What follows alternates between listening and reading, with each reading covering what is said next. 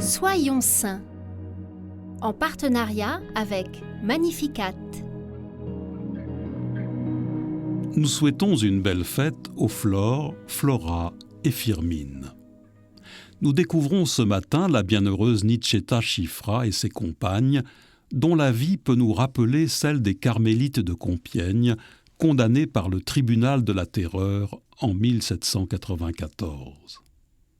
En 1886, la Catalane Niceta Playa Chifra entre chez les Carmélites de la Charité et prend le nom de Niceta de San Prudencio.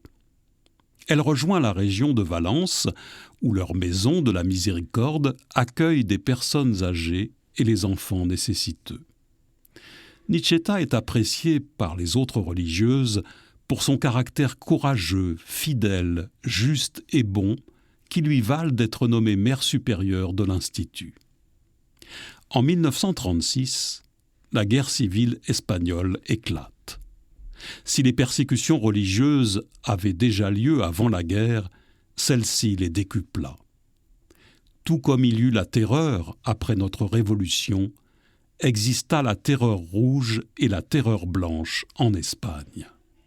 La rouge, pour les massacres commis contre les catholiques par le nouveau gouvernement, et la blanche, pour celles commises par les partisans de Franco. Des milliers de catholiques, prêtres, religieux et laïcs furent exterminés. En juillet 1936, la Maison des Sœurs est prise par les républicains. Les 11 carmélites et leur supérieur, Niceta, se réfugient dans un petit appartement sans eau courante, sans meubles et sans électricité.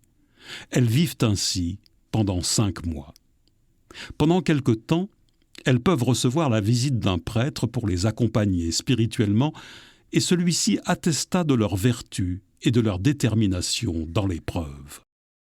En novembre 1936, les troupes du Front populaire arrêtent les 12 religieuses. Avant d'être exécutées, elles obtiennent le droit d'être visitées par un prêtre pour se confesser. Il fut impressionné par leur courage. Elles sont ensuite fusillées, laissant le temps à Niceta de dire « Tu me les as confiées, Seigneur, et je te les rends. » Seigneur, tu nous donnes des vies de saints comme celle de ces bienheureuses carmélites pour nous aider à comprendre que la sainteté est une histoire de fidélité.